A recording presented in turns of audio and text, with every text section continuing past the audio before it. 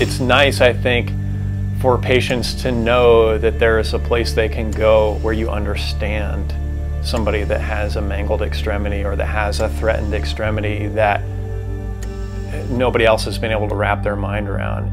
I think about it the day before. I wake up in the morning and I look at myself in the mirror and I say, there is no option but a perfect operation today. It's gonna happen.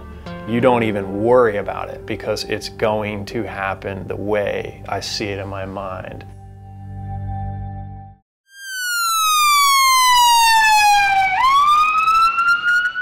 I was thrown from the driver's side window, and when I woke up in the hospital, when I was finally aware enough to know what was going on, I was told that I tore all my ligaments.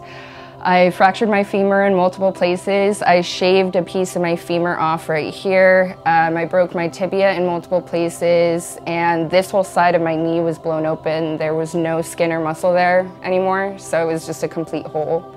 I mean, on top of having a 60% chance of dying, I had a 70% chance of having my leg amputated if the bone grafts didn't work, because that was all they could do. He saved my leg. Like, I would never be able to walk if it wasn't for him. Can we salvage her leg? And the solution that I came up with was to reconstruct the bone with cadaver bone. You can understand the intensity here. We have one bone that we've waited 6 months for from the East Coast, and if I cut it wrong on the first cut, it's over. I've screwed it up entirely.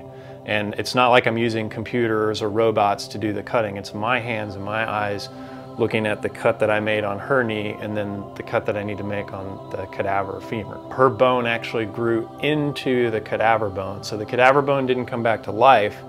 Her bone just grew into it and latched onto it. Today, she's up walking without a brace.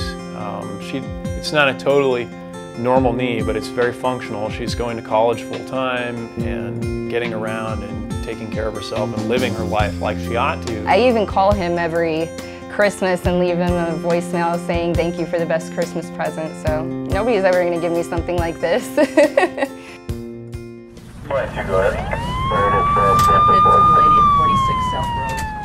I was pulling out on a Friday afternoon about 5:15. I look to my left and nothing coming. So as I start to ease out down at the end of the runway here, I look up and there's a big truck coming right at me.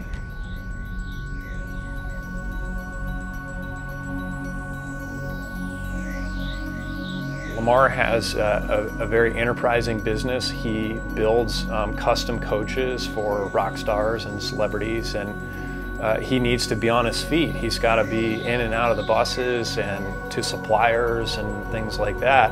So this was really putting a dent in his livelihood. I went over to Scottsdale and had him look at it, everything. He said, you know, since I can help you, so we want to, gonna have to redo your leg again. So he told me what was all involved. The bones weren't growing back together. It wasn't helping anything. So he went in and took the rod out, put me back together, back in a wheelchair for a while. But he's got me walking. He's back at work. He's building coaches and up and around and doing well. And that's really the objective, is to restore form and function. It's not all me. I have a great team. I've got an amazing family. I have people who love and support me and believe in me. And I can't do what I do without them, and I can't do what I do without the training that I've had.